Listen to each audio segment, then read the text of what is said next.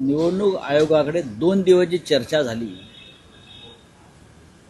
ती निवडणूक मतदार याद्यांच्या संदर्भात जे घोळ आणि घोटाळे केलेले आहेत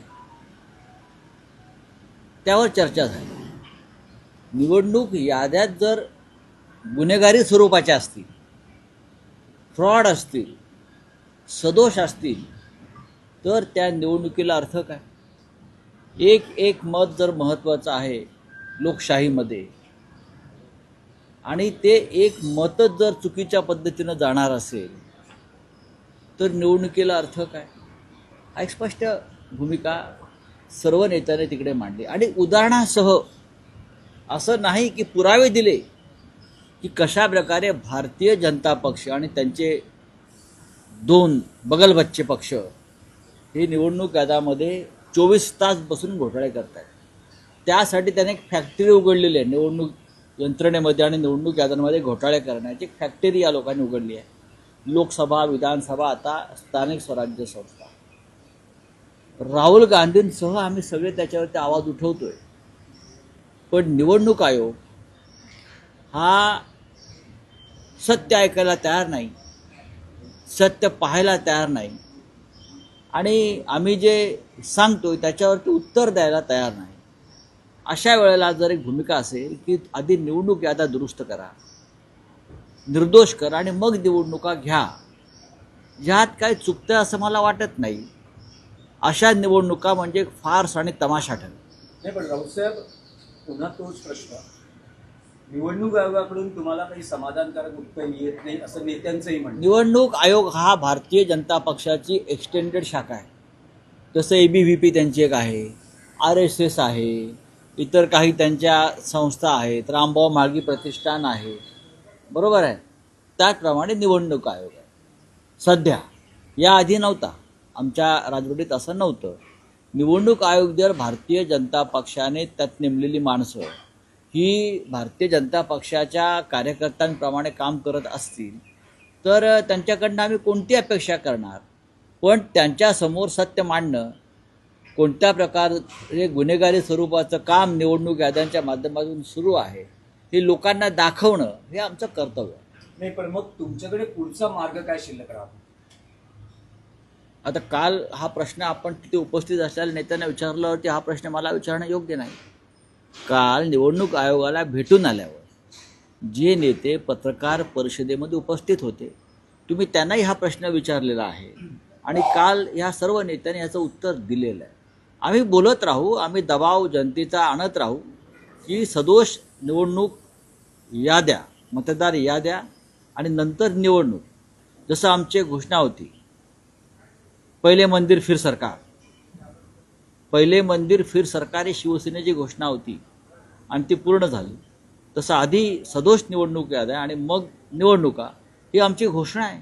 नाही, पण राऊतसाहेब पहिले मंदिर फिर सरकार या घोषणेसाठी शिवसेना रस्त्यावरही उतरली, शिवसेनेचं सक्रिय आंदोलनात सहभागी होता, तर काही आंदोलनाची घोषणा करण्यात येणार आहे का? रस्त्यावर काही संघर्ष करण्यात येणार आहे? याच्यावरती एक पक्ष निकाल नाही घेऊ शकत ना। काल आपण पाहिलं असेल की महाराष्ट्रातले जवळजवळ सर्व राजकीय पक्ष सत्ताधारी वगळता आम्ही त्यांनाही आमंत्रित केलं होतं भाजपच्या नेत्यांना, पण ते आले नाहीत कारण ते चोर आहेत आणि चोरांच्या सरदार हे चोरांचे सरदार आहेत आणि निवडणूक आयोगात चोर आहेत, त्याच्यामुळे कसं काय जाणार, चोर चोर कसे भेटणार ते? आम्ही त्यांनाही आमंत्रित केलं। काल बहुतेक सर्व पक्ष एकत्र होते। हा निर्णय सामुदायिक पद्धतीनं घ्यावा लागेल। नाही, पण यावर राज्याचे मुख्यमंत्री देवेंद्र फडणवीस असं म्हणतात की महाविकास आघाडी ही आता महाकन्फ्युज्ड आघाडी झालेली आहे, त्यांना कळत नाही की कोणाकडे जाऊन काय म्हणणं। त्यांनी आम्हाला सांगावं। हे सगळं शरद पवारांच्या लक्षात आलं, त्यामुळे ते काल या सगळ्या डेलिगेशन पासून दूर राहिले। बघा, देवेंद्र फडणवीस यांचे पणजोबा नाना फडणवीस, बरं का, ते सुद्धा असंच बोलायचे। तुम्ही जर पेशवाईतली काही कागदपत्र चाळलीत तर अशा प्रकारे गोंधळ निर्माण करणारे वक्तव्य नाना फडणवीस करत होते आणि त्याच्यामुळे पेशवाई बुडाली। जे 3.5 शहाणे होते त्यातले ते अर्धे शहाणे होते। फडणवीस त्याच्यापेक्षा कमी शहाणे मला दिसत आहेत। वकील आहेत ना फडणवीस, आणि तुम्ही वकील आहात आणि भाजपचे पुढारी आहात, म्हणून आम्ही तुम्हाला आमच्या शिष्टमंडळात आमंत्रित केलं होतं. तुमच्याकडे जे काय मुद्दे आहेत निवडणूक आयोगाकडे मांडण्यासाठी ते तुम्ही आमच्याबरोबरून मांडायला हवे होते. आम्ही जे मुद्दे मांडले ते त्यांच्या काळजात घुसलेले आहेत की तुम्ही चोऱ्या करता, तुम्ही घोटाळे करता, तुम्ही बोगस मतदान नोंदणी करता आणि निवडणुका जिंकता. हा मुद्दा, यात कन्फ्युजनचा काय विषय आहे मिस्टर फडणवीस, मला सांगा जरा.